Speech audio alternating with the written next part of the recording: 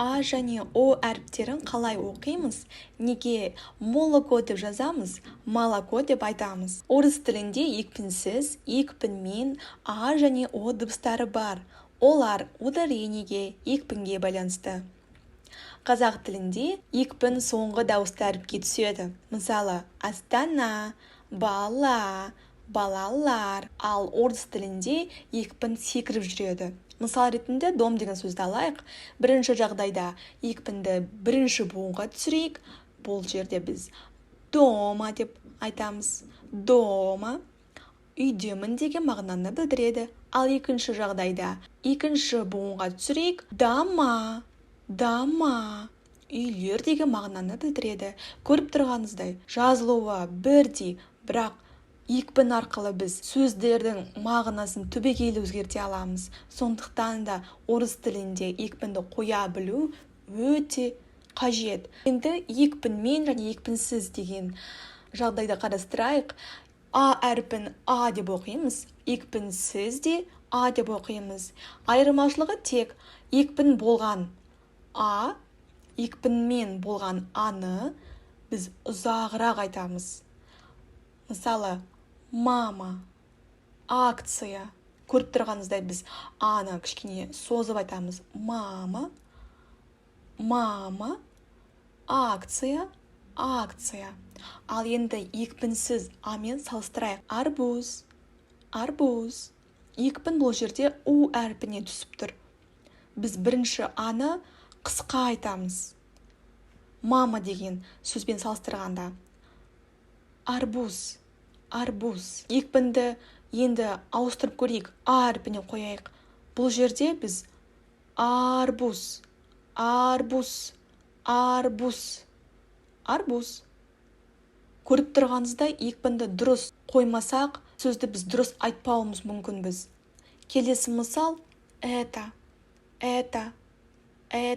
Екпін деген әріпке түсіп тұр. Аны біз қысқа айтамыз. Это. Енді О әрпіне келейік. О әрпін екпінмен болғанда О деп айтамыз.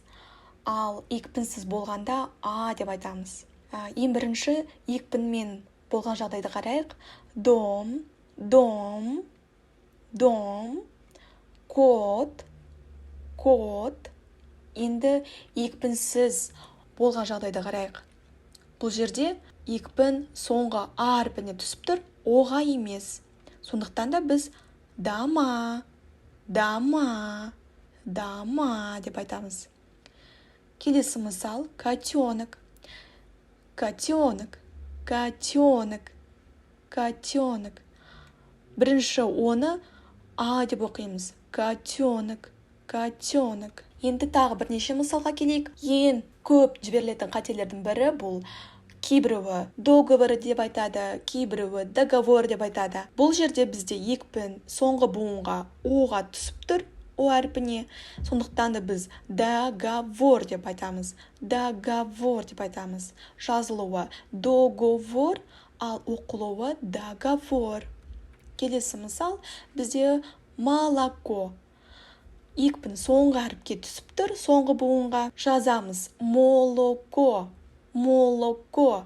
Айтамыз молоко, молоко.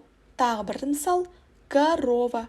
Жазамыз корово, корово. Ал айтқанда, оқығанда корова. Ортаңғы буынға О әрпіне түсіп тұр. Сондықтан да біз бұны О деп оқимыз, қалғандарын А деп оқимыз. Корова, корова. Қорытындылай келе, екпін қай әріпке түссе, сол әріп қалай жазылып тұр, солай айтылады. Және қалай айтылса, солай жазылады. Тағы да бір рет қайталайын. Екпін қай әріпке түссе, сол әріп қалай жазылып тұр, солай айтылады. Және қалай айтылса, солай жазылады. Келесі сабақта кездескенше, қош сау болыңыздар.